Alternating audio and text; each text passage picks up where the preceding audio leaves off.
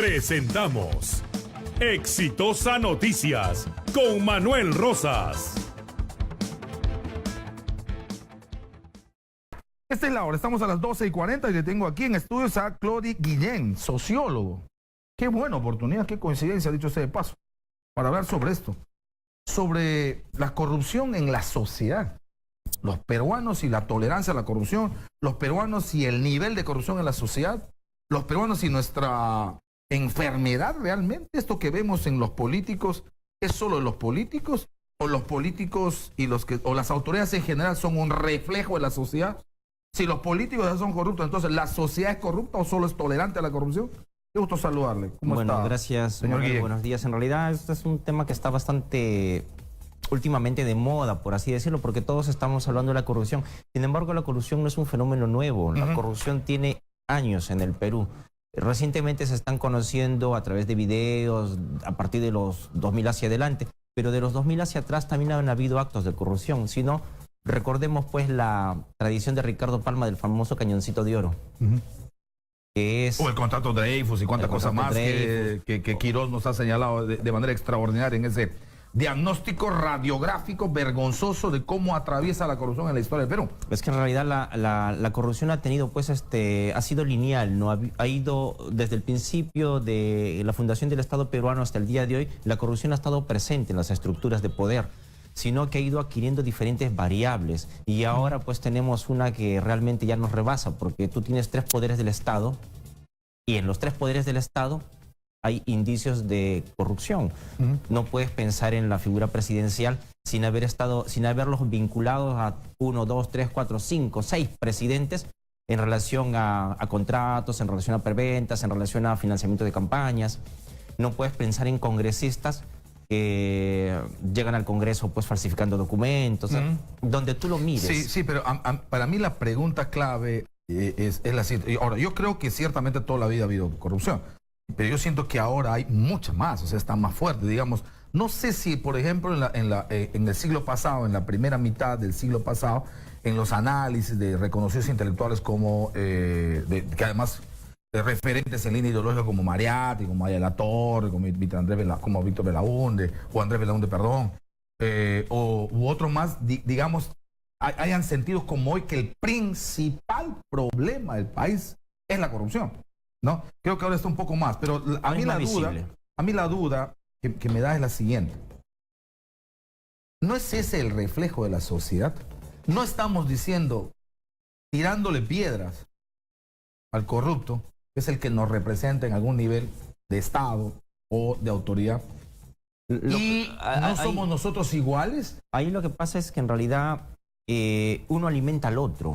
Mira, la corrupción tiene 2 vertientes para ser estudiada. Una que es objetiva y que los historiadores de la economía y de los actos de corrupción dicen, pero no hay fuentes documentarias para analizarlo, por lo tanto no es posible probarlo. Pero hay otra vertiente que más bien dice que es a partir de las percepciones. Y nosotros los ciudadanos cada día estamos percibiendo los actos de corrupción con más severidad. Lo estamos viendo desde que hacemos la cola para acceder a un servicio público o desde las decisiones de gobierno. Entonces la corrupción está presente. Lamentablemente también existe pues un costo subjetivo de la corrupción, porque nosotros nos estamos acostumbrando a vivir en la corrupción. Tú tienes, por ejemplo, historiadores de la economía y de los actos de la función de gobierno han llegado a presumir que el acto de corrupción es una especie de aceite que dinamiza la estructura del Estado. O sea, si no existiera la corrupción, los procesos serían más lentos. Eso se ha llegado a afirmar y está documentado.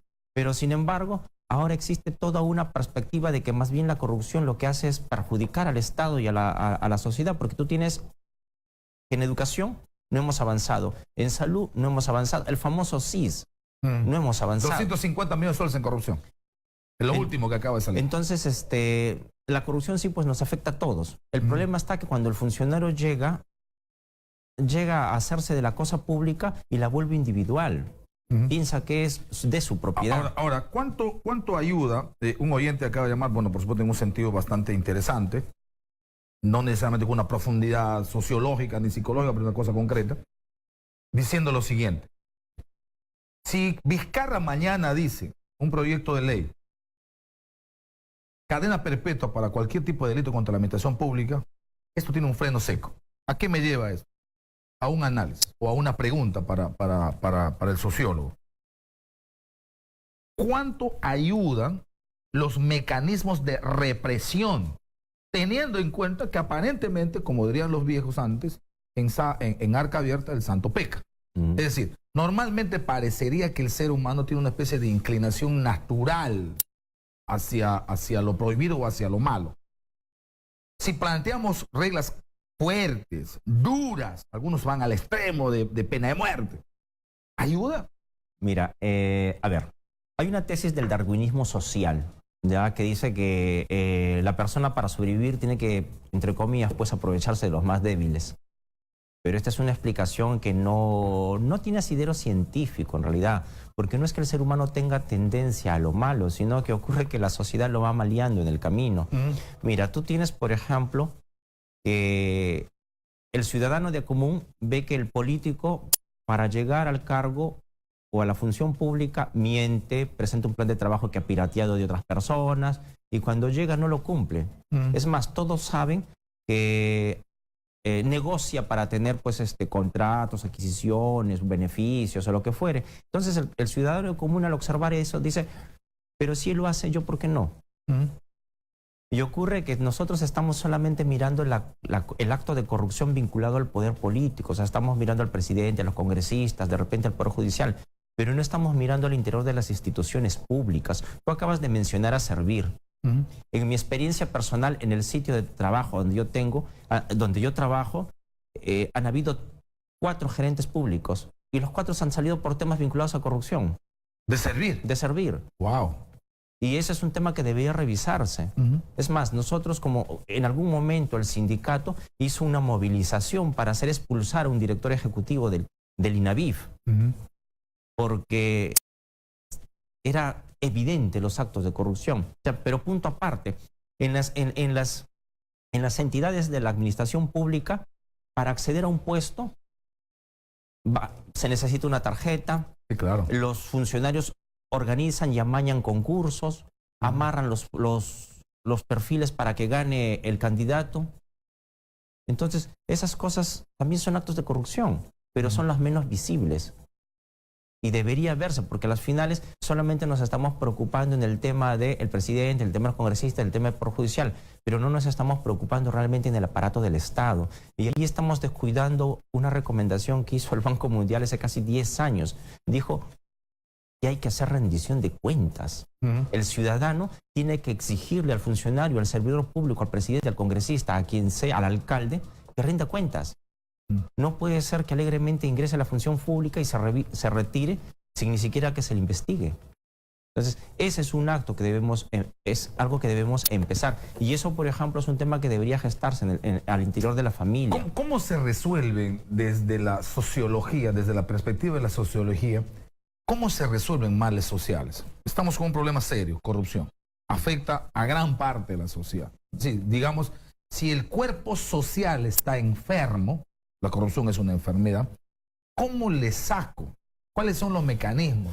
Olvidándonos incluso, bueno, no olvidando, sino ampliando la perspectiva del aparato público de Estado, en general la sociedad. Si yo miro la sociedad desde la sociología, puedo decir que somos una sociedad en general que tiene niveles altos preocupantes de corrupción, por tanto, ¿hay una enfermedad social en el Perú? Eso es evidente. No estamos hablando de una enfermedad social. Los teóricos ahora están diciendo que estamos frente a una patología social. Patología social que nos va a llevar pues al fracaso como Estado. Y ahí vamos a ingresar en una cadena de frustraciones porque no vamos a poder salir, vamos a necesitar de externos para poder salir adelante.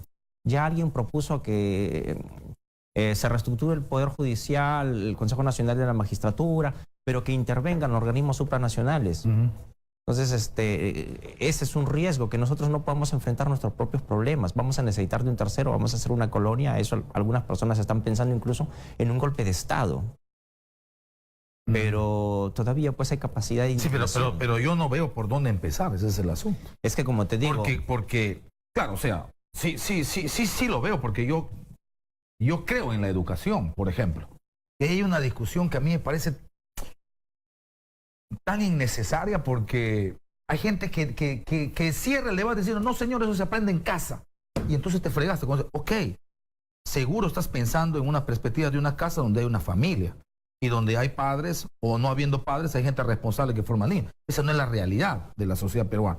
Mira, O sea, si apuntamos una educación seria, sí habría, pero justo eso, o sea, la educación que es la gran transformadora, la educación que es la que termina esculpiendo al hombre que la sociedad decide, porque podríamos decidir, Claro. sí, nosotros somos una sociedad, no somos el Perú. O sea, nuestro primer consenso debería ser, ¿qué tipo de peruano quiero cuando terminan los primeros 12 años de educación básica regular en una persona y luego sus 5 años de universidad? Por supuesto, quiero un académico, correcto. Quiero alguien que sepa matemáticas, correcto. Quiero alguien que sepa básicamente los accidentes geográficos, correcto. Quiero alguien que sepa, lógicamente, algunas cosas de historia. Ya, eso sí, pero ¿qué rayos me sirve este tipo que sepa todo esto luego va a matar a una mujer? O luego va a robar. O sea, no estamos formando gente, personas. Fácilmente mañana nos reemplazan por robots. ¿Por qué no somos capaces como sociedad de establecer las prioridades? Esta, por ejemplo, el acuerdo por qué tipo de educación quiere el Perú. bueno, en realidad yo te diría que no es esencialmente el tipo de educación, sino qué tipo de ciudadano queremos. Ujú. O sea, eso es lo que debería preocuparse pues el Estado, ¿no? El Estado debería decir qué tipo de ciudadano quiere y a partir de eso construir un modelo educativo. ¿Por qué no hacemos eso que es tan básico? Es que justamente, pues, una cúpula se alimenta de la deficiencia del otro. Entonces, a los grandes intereses políticos, le conviene que siempre haya electores ignorantes, siempre haya electores que voten porque me gusta tal persona, porque sonríe bien, porque su papá, porque su sobrino, en fin. Pero eso, pues, es uno de los males endémicos que nosotros tenemos, ¿no? Le echamos la culpa a la familia, le echamos la culpa a la escuela, pero sin embargo, no tenemos un proyecto educativo. Yeah. No tenemos ni siquiera una política social clara. Si no, no habían pues mujeres muertas casi Sí, todos claro, los o sea, días. ese es el tema. Ese es el tema. ¿Quiénes matan mujeres? ¿Quiénes roban? ¿Quiénes cometen los crímenes? ¿Quiénes son los corruptos en la administración pública? Pues no son marcianos. Somos nosotros. Son personas que antes de ser funcionarios o servidores son miembros de una familia. Claro, ¿quién les ha formado? ¿Cómo se han formado? O sea, ¿dónde se forma el ciudadano? Ese es el asunto. O sea, no hay una escuela de ciudadanía. O sea, no puedo ir a la universidad a estudiar ciudadanía. A la universidad además ni le interesa probablemente, salvo algunas que probablemente tengan algunos cursos de ética que sean importantes. Pero la ciudadanía, es decir, el asunto de saber vivir en colectivo, que significa respetar los valores colectivos, sin que eso necesariamente me anule mis intereses personales, sino que al contrario vayan en concordancia.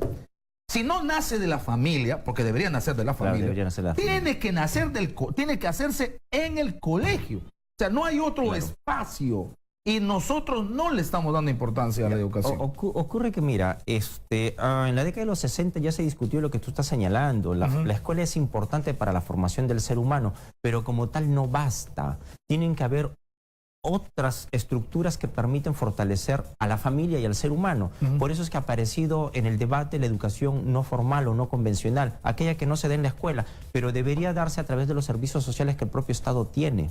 Por ejemplo, tú tienes centros de desarrollo integral de la familia donde debería trabajarse el tema de los valores, de la ética, el tema de la prevención de las conductas. No el concepto, disculpen porque de repente se vayan a ofender, no el concepto religioso, Evidentemente. sino el concepto de que, o sea, hay que ser buenitos porque Diosito te va a amar. O sea, eso es válido. Yo soy cristiano, yo soy católico y confeso y además, por supuesto, de misa, de hecho se pasa. Pero hay que separar eso del asunto social. Digo, necesitamos decir que hay que ser de esta manera porque así podemos vivir, convivir y no morirnos en el intento como ahora. Claro, O sea, lo que pasa es que en realidad sí, pues hay que separar los conceptos. Y el concepto del valor y la ética y la moral, no necesariamente tenemos que pensarlos en términos carismáticos, sino hay que pensarlo en términos del bien común. Por supuesto, de la necesaria convivencia. ¿Qué tanta mi conducta afecta a la convivencia, afecta a la sociedad y nos lleva al fracaso? Mira, tú tienes que, por ejemplo, temas tan sencillos como el respeto a la mujer se forma en la familia. Claro. Pero sin embargo... Pero si no se forma en la familia, debe formarse en los colegios. Pero debería estar de la mano. Sí, por supuesto, Pero eso sería lo ideal. sin embargo, hay un divorcio entre la política educativa y la política social. Correcto. Dos cosas finales, o una final. Este asunto de la reacción de la gente, que parece indignada, efectivamente, que va a una marcha. Lo del otro día ha sido multitudinaria. A mí no me van a contar porque estaba ahí. Multitudinaria. Bueno, hoy ojalá sea igual, insisto, no porque esté de acuerdo con los grupos que lo convoquen, porque esa es otra discusión, pero necesitamos un país que por supuesto no se quede callado ante lo que ocurra, y Dios quiera que no haya violencia. Pero, ¿le marca a usted algo esta reacción de la gente? ¿Qué le dice eso? A ver, mencionando lo que tú señalaste, el siglo pasado, más o menos en la década del 20, un autor piurano, Garcés Negrón, escribió un cuento que se llama La embestida del carnero. Aquí describe sociológicamente cómo nosotros como sociedad hemos ido acumulando frustraciones y soportando, y llega un momento en que ciegamente reaccionamos.